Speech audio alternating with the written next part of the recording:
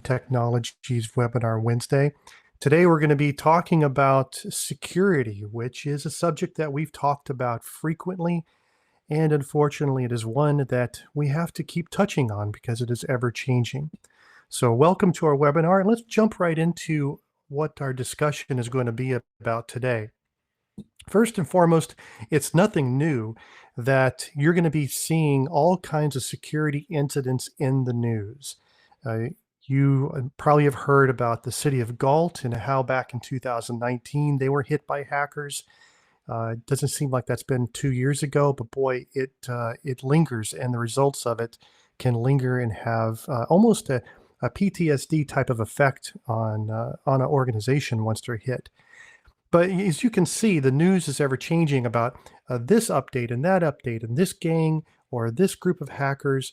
They're targeting everybody. We don't want you to be fooled into thinking that you're too small or too insignificant to be affected by these things.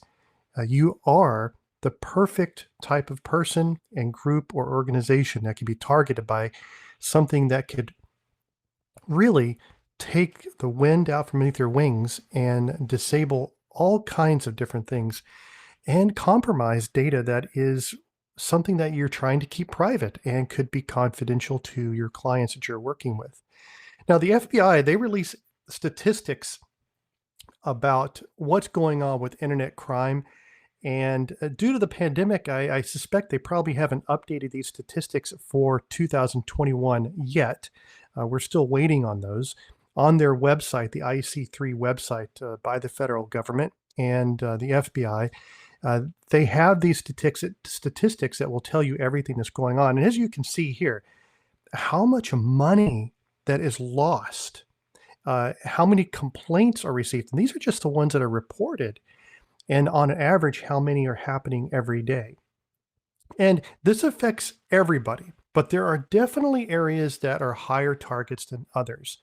And if you live in one of the states that are highlighted here, you can definitely see that you are being targeted more than the average bear when it comes to these compromises and the losses that are happening.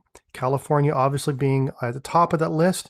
It's one of the largest states and has a lot of commerce going on, a lot of different firms handling things that are sensitive that people are interested in, gathering information. One of the primary ways that this is done is through a business email compromise attack. Now, this is referred to as BEC. Now, BEC is essentially, and you probably have seen emails like this, but it's nice to know what it's referring to when we talk about BEC, is when you get an email that is pretending to be from somebody, but it's really coming from someone else, and they have engineered the message to make you think that they are someone else, maybe someone in your company, maybe someone who works in accounting, and they're asking you to do something, or that you need to change something or provide some type of password or download a file or something else. And they'll use things from your website, your LinkedIn account, things that are publicly available to engineer a message that will trick you. That's the whole point, is to trick you. And is this tricking? Is it working? Well, you bet your bottoms it is, because the bottom line comes down to $1.9 billion in losses. That's just in 2020. We're still, like I said, we're waiting to get the trends from 2021 on that. But you look how that trend is upward. This is why it's important to be on the edge, knowing what is going on and how these different threat actors are trying to take advantage of you. They're looking for opportunities to be able to, hey, how about, you need to go get these gift cards, or hey, we're a vendor, you haven't paid this invoice, or some other scam to get you to be able to fork over private information, wire money, give up a password, or etc. So first and foremost, let's talk about probably the most beneficial thing that you can do when it comes to being able to protect yourself with any type of threat. no matter where it's coming from. And you probably know number one on this list.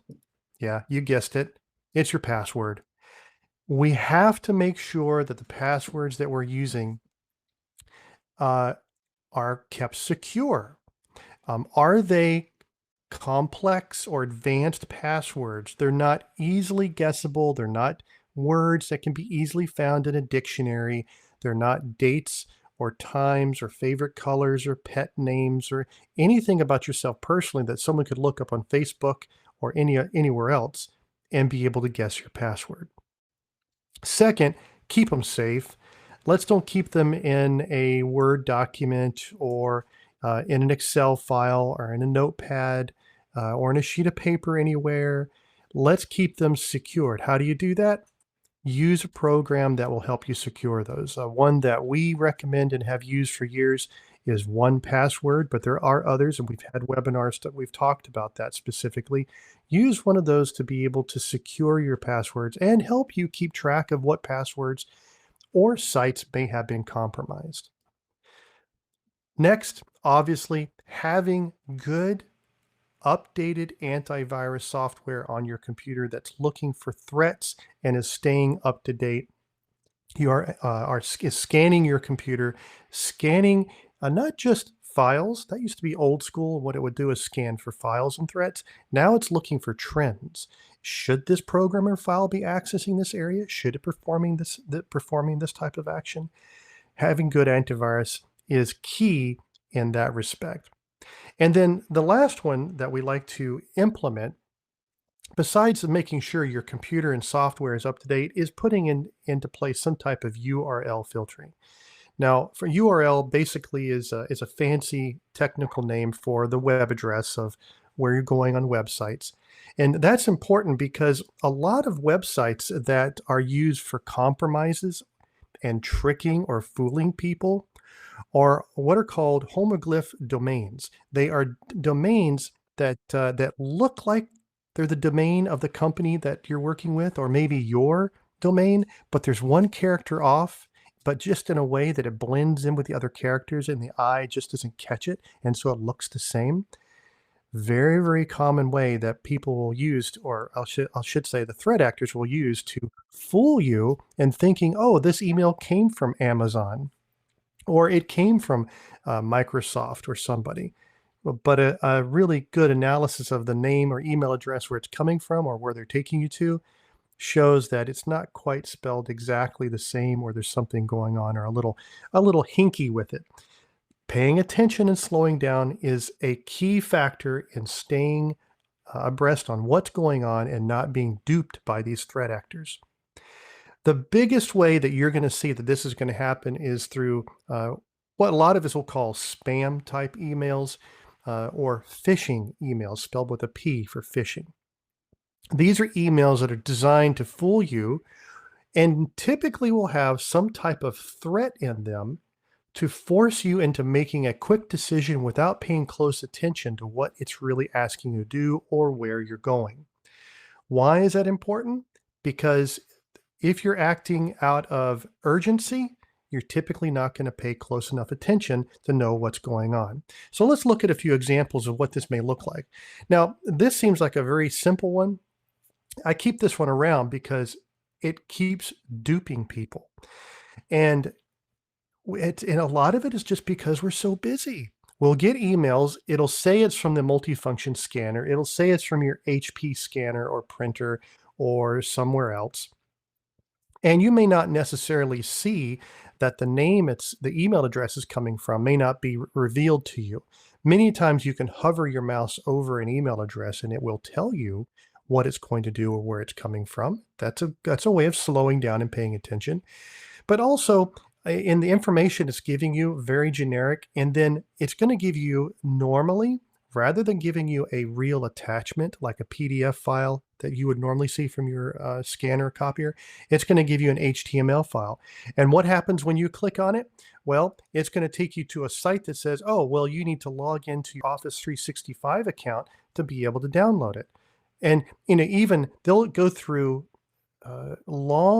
these elaborate schemes. Like in this case here, It looks like there's a picture of the document behind the scenes, kind of, blurring it out. So it makes you think that it's real. Oh, I need to get that. That might be something important.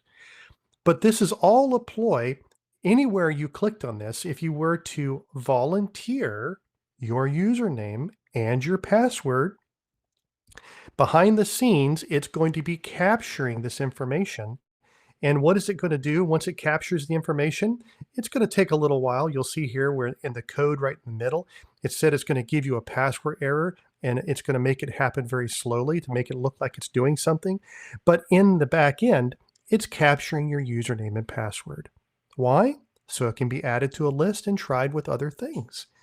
There's nothing better than having a password list that people have recently entered in, and you know that it's a password that is in use. And now you can test other sites to see if it would work.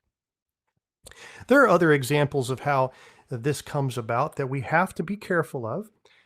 You'll see them for DocuSign, you'll see them for Adobe documents, you'll see them with ShareFile. Click here to download this file. The one with DocuSign was really tricky though, because the whole thing was just one picture. And if you floated your mouse anywhere over the DocuSign image, it was one big button. So if you had clicked anywhere on that, it would have taken you to the malicious website that was designed to look like DocuSign, but it was nothing else. And it would then prompt you to enter in information, volunteer information, or download a malicious document. Same thing with the share file one is very, very popular. Usually what will happen is someone's account will get hacked because they had an insecure password and did not have two-factor authentication turned on. And then the threat actor, typically they're going to be from Africa, maybe Eastern Europe, or over in the Indonesian area. And they're going to log into your email account. They're going to send a formulated phishing email from that account to every one of your contacts. And then for good nature, they may even just delete all of your contacts when you're done. And typically they put in a little rule to delete the replies back, so you have no idea anything is going on behind the scenes.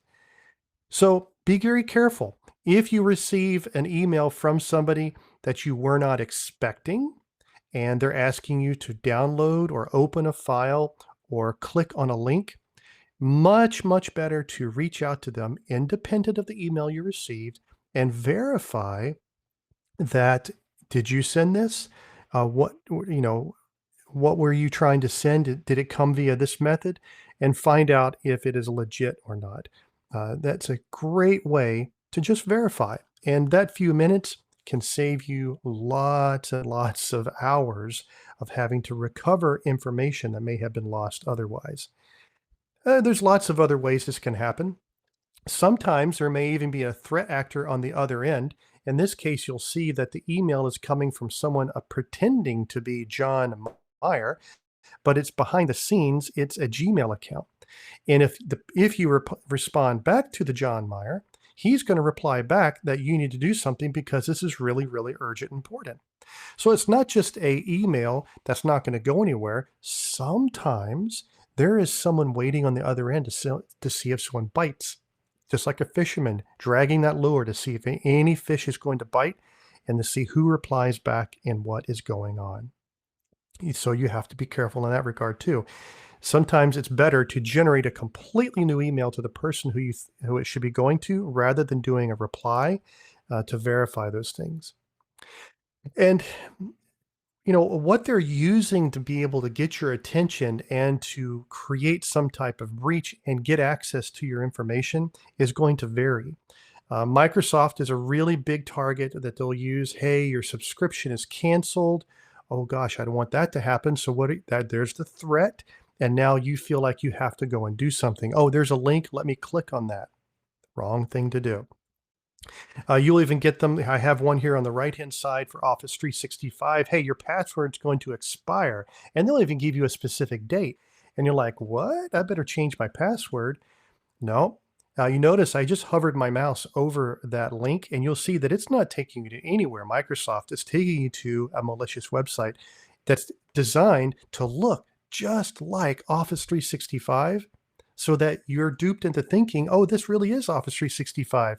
Let me reset my password. All they're doing is capturing your password so they can put it in a list and use that for other things to see if they can gain access to stuff. And this could be for all kinds of things. They'll try to do it for your website. If you have GoDaddy or some other control panel for your website, you'll get them from those aspects. You'll get them from SharePoint and ShareFile and Microsoft Office. They're really good at being able to capture images, fonts, and formatting. Unlike before, where you get these kind of hokey messages from, a rich past relative in Nigeria that had really bad spelling. Now they spend a lot of time in formulating a message that will appeal to what you know. Oh, this is a message from Microsoft. This is a message from Apple. This is a message from Dell or some vendor that you work with. It will look really, really good. But again, slow down, pay attention to where it's from, and if in doubt, go through verified channels to be able to check on these things. Don't use links in the email or reply to the emails to be able to catch up on them. And if you work in an accounting department of some sort, be very careful too. You'll get emails like this one here, giving you notices about payroll. Oh gosh, that would be horrible. Of course it would. But this is designed to make you feel that way and to act on clicking a link so that you volunteer information to your billing system or your payroll or accounting or the system that you use to handle all of your W-2s and whatnot. That could be a wealth of information for a threat actor. Voicemail, very common way to dupe people. Most of us, if we have a office phone, we will get messages delivered to us when someone leaves a voicemail. It'll get delivered to us, and this makes it look like it's a message with an attachment. But really, what this is just a picture, and it's a link that's going to take you to a website and ask you to log in to listen to the message. It's not really an attachment. It's a link to take you somewhere else. Very sneaky. And many a times that's what they do is they will design things to look like attachments, but they're really a link or an HTML file to get you out to the internet. Because once you're out to the internet, then they have a lot more control over what they can do, where they can guide you, and fake you out. And this is regardless of whether you're using Dropbox or if you're using Hightail, OneDrive, ShareFile. A lot of these things will use links to be able to get to you as well. How do they do that? They will send you a link to a legitimate OneDrive account that will have a document in it that will be laced with a macro virus, or will have a link inside of it to take you to another website. So they're kind of piggybacking off different things to dupe your email filtering systems, because the email filtering will pick up on, oh, this is a virus in it or a macro in it or something. But if it's a link going to a legitimate OneDrive document, it can't check those things that deep. So then you get the link, you click on the link, it takes you to a PDF document, you open up the PDF, and inside the PDF, it has another macro-laced Word document link or a link to another website that it wants you to go to. And again, to get you to volunteer information. And many a times these links, while they may initially point to OneDrive or Dropbox, will eventually take you to a malicious website that you have to be very, very careful about. What else? Lots of examples. Boy, I never run out of examples. Uh, Best Buy, Amazon, UPS, FedEx, you name it, it's going to have some type of spam or phishing email. You'll even get these ones where you'll get text messages where, hey, got a text message. This is Amazon. We noticed that something was purchased on your account for like $3,000. Is that correct? Please call us now or click this link to verify. And if not, we can cancel the order or get your money back. It's all a spam, a scam message trying to get you to volunteer information and get that from you. You'll get text messages.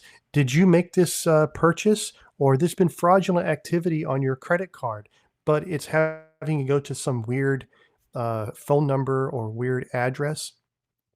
If in doubt with any of those things, never use the links or the phone numbers in them. Again, use the phone number on the back of your credit card. Log into your actual Amazon account. Chat or call Amazon and talk with them directly from your account.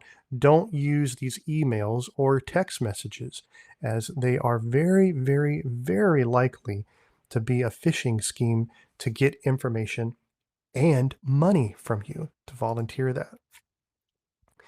Now, if you're using a spam or email filtering system like Proofpoint, many of the times you'll have, when you receive messages that like this that slip through the filtering engines, Proofpoint at the very bottom of the email will always include a footer in your emails that will offer you the opportunity to report it as a phishing or spam message.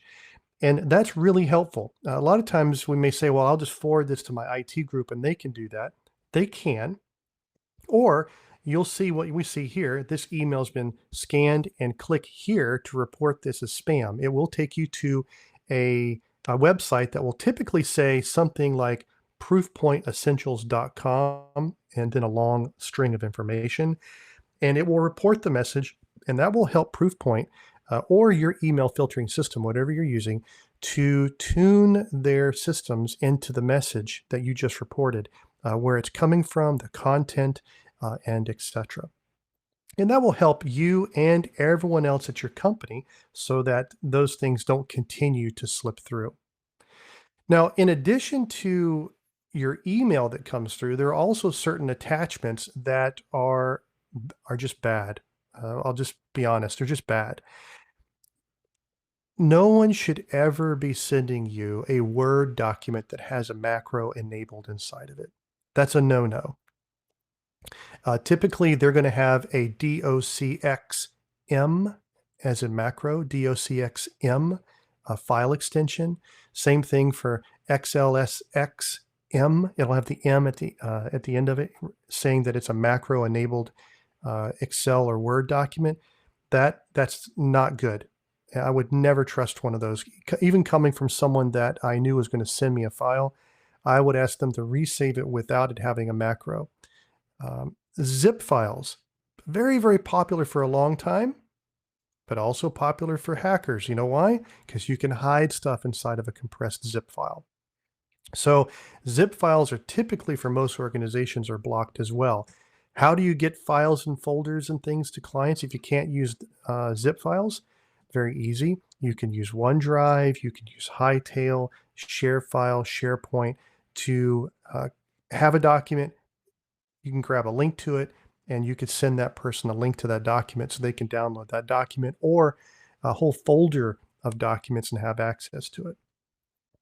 So be cautious about file attachments and especially where they're coming from, specifically macro and laced ones, executables.com, VBS is another one, zip files, all ones to keep an eyeball out for.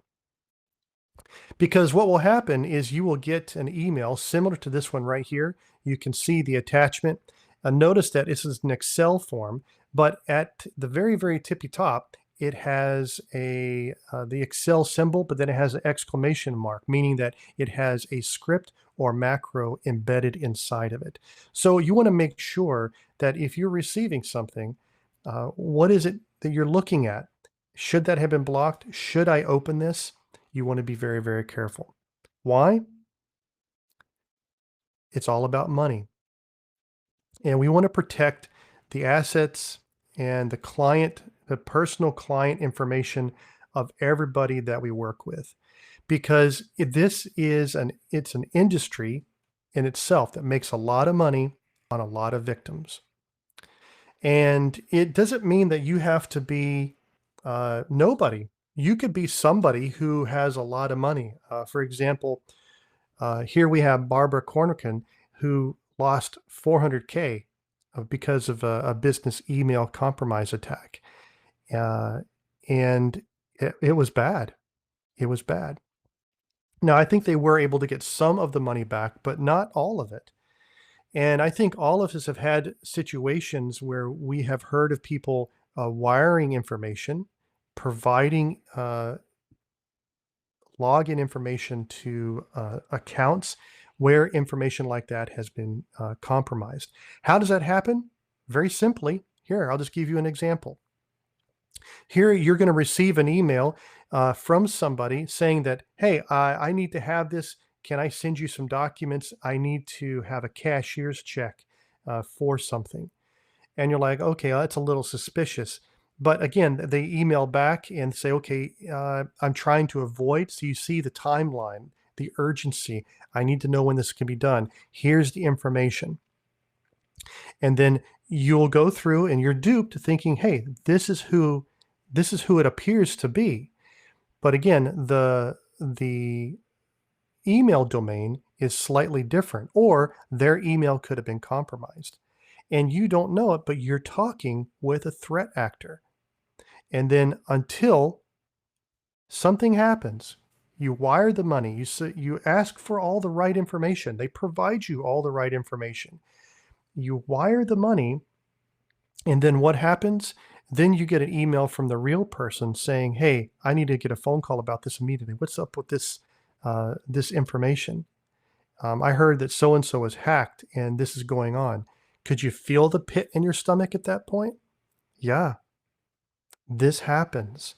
This happens. So we want to make sure that we're very, very careful, have good processes in place. Don't trust these things. And a lot of times they prey on smaller companies for this. Why? There's fewer red tape to go through. So that I'm talking directly with the secretary who also handles the checkbook and the accounts, and I can pretend to be uh, someone that they work with. How do you know these types of things about the person you work with? Well, it might be little things. Again, you may not know from the email on who you're talking to, but there could be little things. Like, for example, if they email the secretary and they use her full first name, but they've never called her by her full first name forever. They had a nickname they always used. Little things. Or I had one time where one attorney told me I knew for sure that these emails were phishing scams, and I asked him why, and he said, "Well, that's because in the email they use the words please and thank you, and for the 30 years I've worked with the secretary, she's never used please and thank you." Hey, it's funny, but these are little things. See, these are things that a hacker is not going to know about. Little things. So have a workflow in process, a security checkpoint, so that there isn't a easy way for someone to be duped, and also to be able to provide wire information, provide confidential details like W-2 forms and etc., or confidential client information or trademark information very, very easily. You want there to be some type of check. As you can see, the one that I've been going through right here, the second one, is just another example of how easy it is for someone to be duped into compromising their email or wire fraud. So what do you do? Well, here's a simple little reminder sheet of what we just talked about through the examples I kind of talked through and discussed through. Know what's valued. So know where your money's at. Have some way of communicating and verifying and having a way to protect or a check and balance for things. And then, and this is important too, what do you do if you are hacked or think you have been? What is your checklist? Who do you call? What are your bank phone numbers? What are your financial phone numbers? Who do you contact? Do you have all that information? Do you have your checklist? Because when it does happen, it's going to be a frenzy. So if you have a list, it makes it real easy to go down the list and just cover all your bases and get things in motion. Think about it ahead of time. It helps to settle the nerves, to say for the least. Another huge thing is do testing. Test your users. Find out, send out test messages, and KnowBe4 is a great tool that a lot of our clients use to do testing. They'll send out these fake phishing and spam messages. And if you happen to click on one of them, it gives you some nice free training and reminders about how you are duped and what the problem is. It's not to shame anybody, But again, a lot of times we learn best from our mistakes. And it's better to learn from a phishing mistake that's engineered this way than it is for a real one to help educate everybody. And that way you can be in the know. What did you do wrong? How was I duped? Oh, I need to slow down. Or, I didn't notice that. I learned something new. An informed user is one of the best things that we can have in the computer industry, especially for security. And then what about your passwords? Well, it's kind of funny, but it's true. We're going to treat our passwords just like your underwear. Why is that? You have your three things right here. You're going to change it often, you don't share them, and you don't leave them laying around. Combine that with the advanced password suggestions we gave you, and you'll be in a good position to be able to protect yourself and your accounts. But now, that's only one particular portion. Internet security is also another area where you have to be careful because there will be websites that you will browse to and you will get these fake pop-ups. Oh, you have a virus. So you've been infected. You have to do something now. It's usually just a pop-up wanting you to click on something, to download something, to call a phone number, to perpetuate the problem, install a virus, or get somebody onto your computer.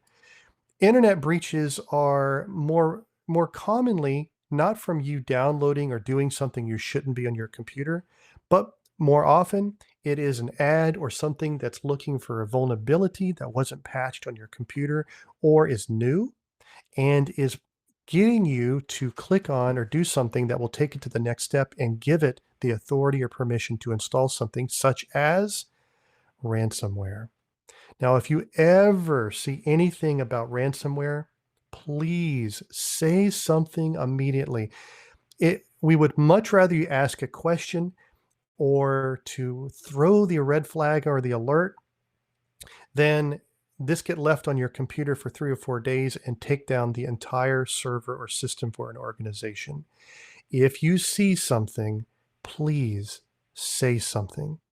The quicker you say something and we can get it isolated and off the system, the less time it has to compromise your files, to encrypt things, take it up for ransom, or whatever. Obviously, having good backups is the best protection against a ransomware attack if it ever does happen. But we want to make sure that users like you are informed so that when you see things like this, you throw up the red flag, you pull your computer from the wall if you have to protect the rest of the computers in the network because it is that dangerous. Well, for more information, we encourage you to visit the IC3 website. That's the one by the federal government. The FBI also has a scams and safety section specifically geared towards helping individuals and families. These both will give you an idea of what is the latest that's going on. The Department of Homeland Security also has a newsletter they send out about recent threats and things that are going on. Great to keep up to date on, to know what the different threats are, what things need to be patched, what they are finding that are the most vulnerable areas, industries, and etc. But following the 5 things that you see here is really going to help you to stay secure and do your due diligence to keep everything safe, not only for yourself personally, but also for the company so that all their files and your clients' files are all secured. And you've done everything you can to reasonably protect that information. And your clients will definitely appreciate it because no one wants to send out a letter notifying them that you were hacked or it gets into the news. That really is devastating. So follow up on your passwords. Make sure that you have things secured. Do good training. Multi-factor authentication or two-factor authentication, as it's called sometimes. Anything and everything that will allow you to do it, do it. It's a huge protection against compromises. And then make sure to check on your passwords. Following these steps is a fantastic way to protect everything that is valuable and of, to you and your clients. We hope that you found this, informative. If there were some things that you find that I need to shore up on, please do so. If you have questions, let us know. We'll be happy to help you out with that. You can scan the QR code here or go to the link here on the screen to get a copy of our 15 steps that you can do to help protect things, to give you a little checklist to follow up on your computer and your systems. And of course, if you need any assistance or have questions on those, we would be happy to assist you. We thank you for your time, and we look forward to talking to you again next month on our next Terrapin Technology Webinar Wednesday topics.